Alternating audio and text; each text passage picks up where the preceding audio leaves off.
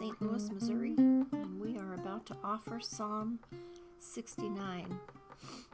And I think it's taken us these Psalms to be able to go to this place that the psalmist is going to take us today. It's not an easy place. It's a difficult place. It's a place that says if you want to know where you're going, you have to remember where you've been. And not just the miracles. We've often in these Psalms remembered the crossing of the sea and the giving of Torah and all of the happy memories that we have. But in this Psalm, we are also asked to remember the times that we've been victims, the times that we have been persecuted as a people. And, as always, it begins with a metaphor, and the metaphor is repeating itself here with the rose. The rose, the Shoshana Ben HaKochim. Now, this interpretation of the psalm from Zlotowitz, he suggests that Shoshanim was a particular melody. Did you see that? It was a melody on the Shoshanim of David. So there's something about this melody, maybe about singing about the roses and her thorns that protect her.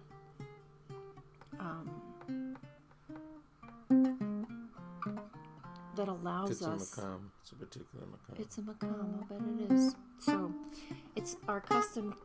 It's become our custom to offer a Misha Berach, a healing prayer, before we dive into this psalm for wisdom, for the tools that we need to get through this difficult time. So, for all the people that are struggling to heal, those with COVID, our friend Lewis.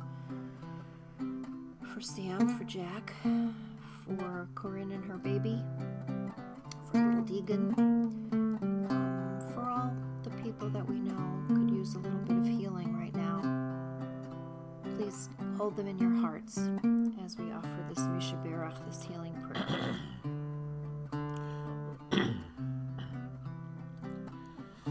For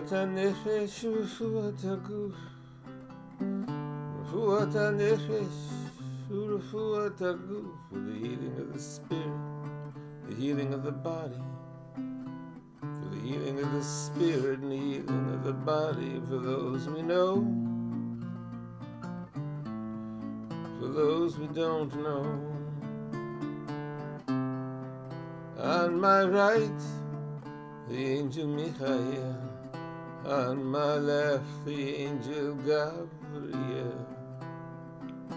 In front of me, the angel Uriel, behind me, the angel Raphael.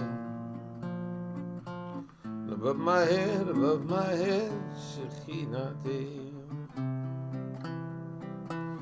Michael, who's like Gabriel. So sorry, Alyssa. We'll pray for your Uncle Jim.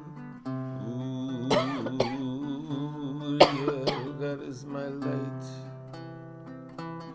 Raphael, God is my healer. Above my head, above my head, above my head, above my head. Shekhinah dear.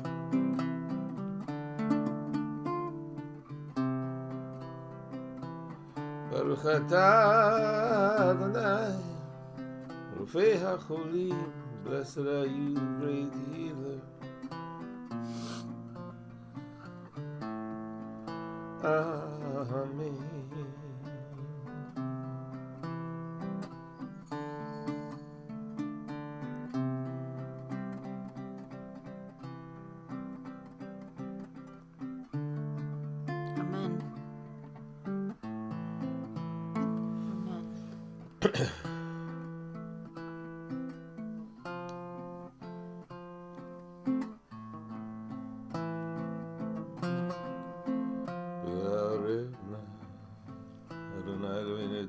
תורתך בפינו ובפי עמך בית ישראל make the words of your teaching pleasant on our lips, the lips of all of those that come into our circle on our screens, so we can spend the time in learning for pleasure and for its implications. The works of our hands, Maaseh Yadeinu, the works of our hands. ונהיה אנחנו וצאצאינו וצאצאי עמך בית ישראל. All our influences are influences. And what influences us? כולנו יודעים שמך ולומדים תורתך. We are all learning this way, making our way, trying to stay safe and protective. Wow. Praying for Mother Earth.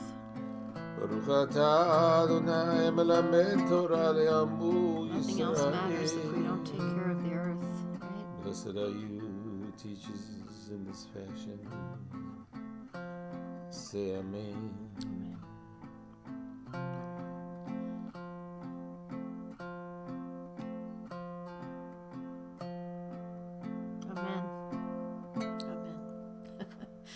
Amen. So this is going to be a difficult psalm. It's a very long psalm, so we're only going to do part of the psalm today. So if we have to offer this, the challenge of this psalm, know that by the end of it tomorrow, we'll be in a better place. But you got to take the journey. You got to feel. You got to be able to tell the truth, and part of this is about the rose. Begins again with this song of the rose, the Shoshanim, the Shoshana Bein HaKochim, it says in the Song of Songs again. And, in the Song of Songs, it's the brambles are the challenge to the rose. They're always making it hard for her, but in the Targum, for the rabbis, it's the thorns that the rose naturally has to protect her. So she is vulnerable for whatever reason, but she does have these thorns that protect her. So there's a play between, what are these? What is this image of the rose? And the other thing I think is important here. It's the Shoshana is also the lily. The lily, of course, for at Easter time is, I think, the symbol of resurrection, a symbol of life. And so even this vulnerable rose has this connection to, you can't destroy us. It's not that we're perfect, but the lies and the scapegoating that happens here. We had this once before, right? And yes, we've had it a number of times. Yes. Mm-hmm. Yeah, 45, and also 60. 60. Mm-hmm. Yeah, this rose comes up again. And so again. I did some research on this word once. Shoshana? Yeah. So there's changes in our understanding of it from lily to rose, because it's used in the Zohar too. As an interesting image. Right. It's in the opening to the Zohar. Yeah. The beautiful intention. We'll have to talk more about that, because I think this is a very important image for us, and it's about turning maybe that the brambles into thorns. How do we gather around us people, allies, protectors, right? Exactly. So let's begin. I have a passing myself. Yes, you do. L'manatzeach al Shoshanim leDavid, for the music director of this beautiful makam, Shoshanim, the Song of the Rose, that David gives us. Right? The waters come onto my save soul. me. Okay, here we go. This is such an amazing image. Save me, God, for the waters, and these are not good things, right? I'm drowning. The waters have penetrated. onto the soul. In other words, the thorns are not doing their work. I'm feeling the weight of my story, of the history of my people that have always been somehow a scapegoat, right? I'm sunk in the mire of the shadowy deep where there is no place to stand, right? I have come unto deep waters. A whirlpool, something that is out of my control, is carrying me away. Overwhelming And water. verse 4, I am weary with my crying. I'm crying. It's okay. We can handle this pain because we've had a lot of lift. But right now, I am weary with my crying. My throat is parched. My eyes are failing. But I'm waiting. I'm still waiting. I am waiting. I'm waiting for redemption. I am waiting. I'm not giving up. You know, that's part of this too. Wow. Yeah. I'm up to here, right? I'm up to here in the waters. Which, there's another image that's what parted the sea. What parted the sea is we were willing to get in up to here. The chutzpah to risk our lives for redemption. But here I think we're drowning in our tears. And I know that place where you cry so much your throat gets parched, right? Your eyes fail you. You can't see through the tears anymore. But I'm still not giving up, right? Verse 5, they that hate me without reason, they that hate me without reason, I mean, really, who can't relate to that, are more than the hairs on my head, right? They're so numerous. Mighty are they that would make me numb, that unjustly come forward as my foes, so that I might restore that which I have never taken away. Wow. Right? What I have not robbed, I am expected to return. I didn't take it. So, but now I got to give it back. It's this unjust place that we find ourselves in, where we're being blamed for everyone's problems. So we think we have to somehow, embrace this on all its levels. I'm not perfect, it says in verse 6. You know my foolishness. You know where I haven't been perfect. You know my folly. My guilt deeds are not hidden from you, right? Where I've been guilty, where I've not been perfect, that's not hidden from you. Verse 7. Let those who look to you not be ashamed because of me, God of hosts. Let those who seek you not be disgraced because of me. In other words, I know I'm not perfect, but come on, let's be accountable for our sins, not for the things we haven't done. Yeah. Verse 8. For your sake. Right?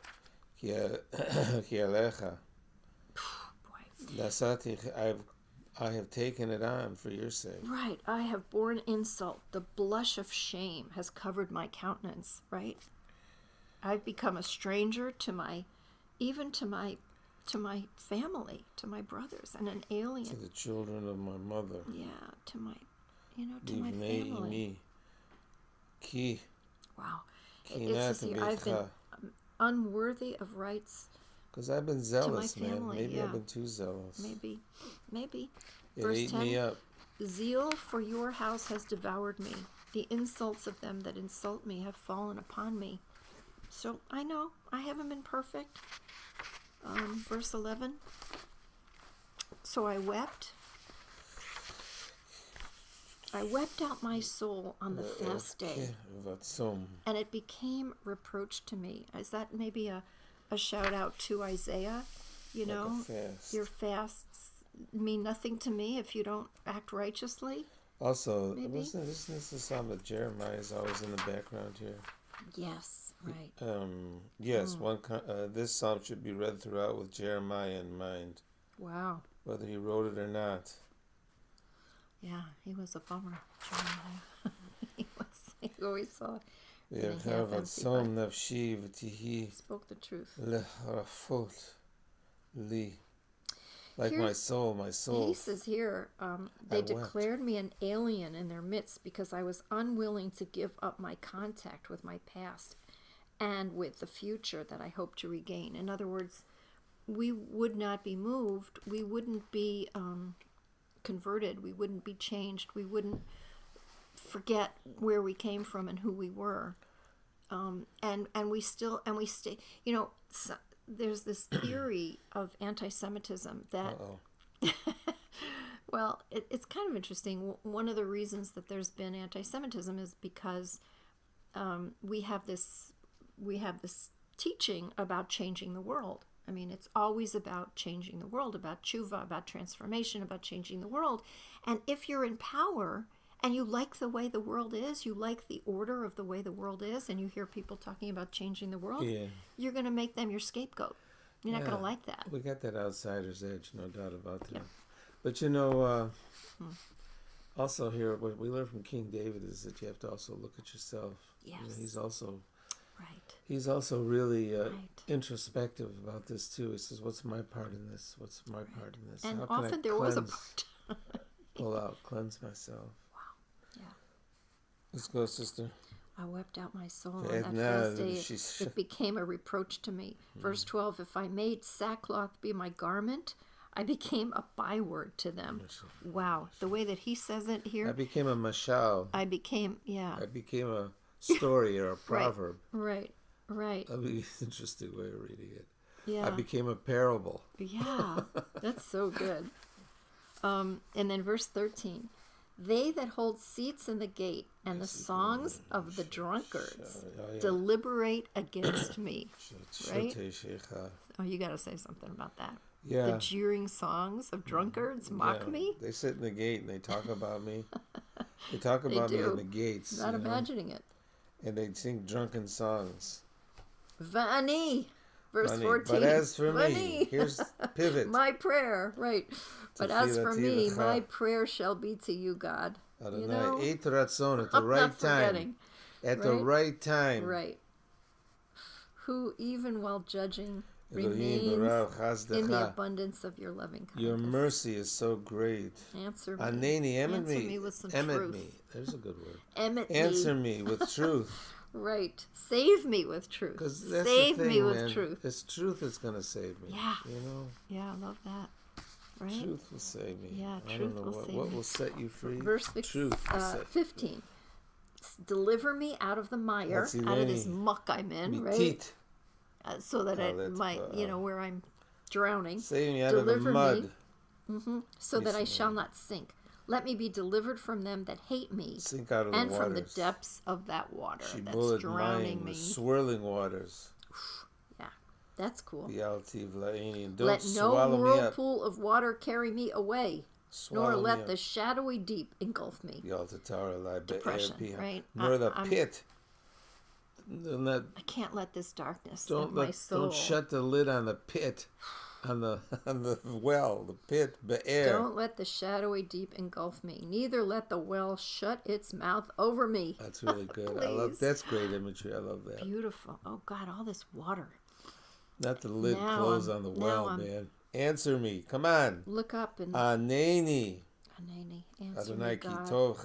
Your mercy is good. It's so good. Oh, beautiful. Kirov rachamecha, your rechem, your loving kindness, pene, it's a face, it's showing its face to me. It turns to me. Yeah. Remember that the word for rachamim that's used here comes from rechem, the womb. You know. That's the deepest place of compassion. And do not hide your face. Me'avadecha, from my service, I'm serving. Kitzarli, because it's hard for me. And I'm in need. It's hard for me. Don't take your time here. Kitzarli, maher, but hurry up. Right, hurry verse up. 18, hurry. Aneni, draw near to me. Redeem me to show up my foes. Come on, give me a little bit here, God, so they can see that I'm with you. Right? Draw near to my soul, redeem it, ransom me because of my enemies. Lama'an oivai Oh, yes. pedeni. We said we were going to kind of go to verse 20. Yeah, let's Here's stop verse there. 20. So verse 20 says, Ata yadata. You know my insult and my shame. But you also know my blushing. You know that all that oppresses me is before you. How does he do that? You know my scorn and my shame and my disgrace. You know, all my enemies, the inside ones, the outside ones. Poison. You know all the enemies, God. So They're all poison. let's sit with that for a little bit. This is one of those Psalms that it's hard to believe it was written so long ago. It is just so relevant for No, today. this was written yesterday, actually. This was written yesterday. No, I think the psalm was written I think yesterday. so. So let's hear your interpretation, your Part, version of Psalm the Psalm. 69, Part 1. Strange I was. I like the Picasso effect, though. Strange I was. Mm-hmm. Your leadership roses to David. Save me, water has come onto my soul. Sunken in mud, nowhere to stand, I have come into deep waters. A whirlpool carrying me away, weary, Salon, a whirlpool carrying me away, weary and crying, my throat parched. My eyes fail, I am waiting. More than the hairs on my head, my enemies mighty. What should I return? God, you have known my indecision. My trespass is not hidden from you. Let them not be disappointed in me, those who wait for you, those who seek you. Yeah. For your sake, I have carried insult, blush of shame. Strange I was to my brothers, alien to the children of my mother. Zealotry for your house ate me up. Yeah. Insult from those who insult you fell upon me. My soul was crying like on a fast. If I made a sack to wear, I would be an example. Yeah. Their conversations against me sitting at the gates, songs of the drunks. As for me, my prayer is you at the right time. Your mercy, answer me. With truth, save me. Take me out of the mud so I don't drown. From the deep waters, away from those who hate me. No swirl of water shall take me away, nor the darkness swallow me, nor the lid close on the well. Answer me. Your mercy is goodness, great your loving kindness. Turn to me, don't hide your face.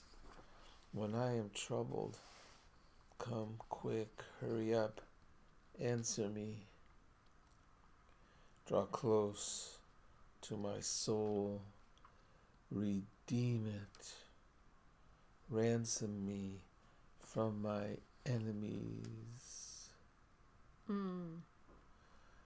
Eight Ratzon, the right time. To be continued. December 21st, 2020. Tehillim on the ceiling. Solstice, I think, right? So it's a powerful day. Of course, we would begin this powerful psalm. We've also been remembering that the Torah portion this week is Vayigash, and there is that allusion in this psalm to the brothers who have been distanced. But in this Torah portion, the brothers do come back together. Joseph hears those beautiful words. Nafsho kisharava nafsho. Right? The antidote to all the separations, the antidote to all the betrayals, all the banality of evil that people are so capable of, but we're also capable of remembering Nafsho Kisharav Nafsho, those words that open Joseph's heart. One soul bound up with the other, remember, as we go through this difficult psalm, that the answer is living in harmony, certainly with the earth and also with each other, remembering that we are souls connected one to the other. Thanks for joining us today. Let it be, in spite of everything we know, in spite of the work that we have to do, inner and outer, let it be a day of lift, a day of hope,